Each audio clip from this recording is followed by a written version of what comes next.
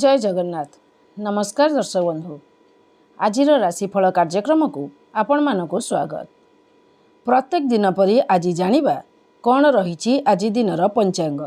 यह सहित जानिबा मेष ठारू मीन राशि पर्यंत कौन रही शुभाशुभ फल। अद्य सेप्टेम्बर मास 26 तारिख 2024 मसीहा गुरुवार, आश्विन मास कृष्ण पक्ष, तिथि नवमी, दिवा 12:35 गते दशमी, नक्षत्र पुनर्वसु, रात्रि 12:27 गते पुष्या। आज कन्या राशिर घातचंद्र, तुला और कुंभ राशिर घातबार रही। एबे आसंतु जानिबा राशिफल। प्रथमे मेष राशि।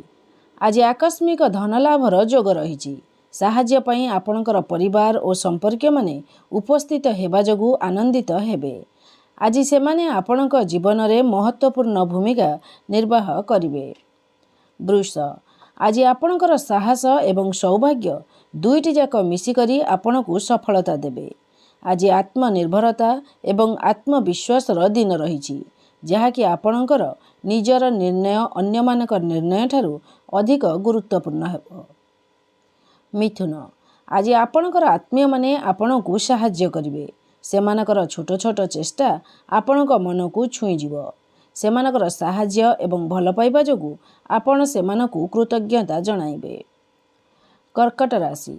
आज आपण कौनसी समस्या रे पड़िछंती, सेथिपई आपणकु मिलुथिबा साहाय्य आपणकु समस्या मुकुलिबार बाट साहाय्य करिवो। आपण यह द्वारा जानी खुशी हेबे जे आपणकु साहाय्य करिबा पई आपणकर पुत्र माने आगे आसिबे। सिंह।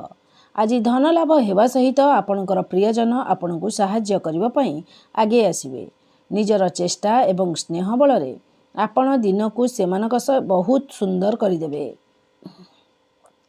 आपण सेमानकर स्नेह पई बहुत खुशी हेबे एवं निजकु कृतार्थ मने करिवे। कन्या। आपण जेउ लोकमानक सहित चलुछंती से ही आपणकर कलिकजिया शेष करिपारिबो। कौनसी घरोई कलिकजिया जेउटा कि आपणक अशांतिर कारण होइथिला, समस्तंक अशांतिर कारण होइथिला, एबे शेष होइजिबो। तुला। आज आपणकर मन करिबो जे आपण आपणकर सबु काम एक पार्श्वर रखी निज परिवार और बंधु बांधवक सह भल समय बीतिबे। निज पसंदर खाद्य और पुरातन घनिष्ठ बंधु मानक सह मिलामिशा करिवार सुजोग मिलिबो। बिछा। आपण एई परिस्थिति रे अछंती जे आपणकु अनेक अधिकार और क्षमता मिलिबो।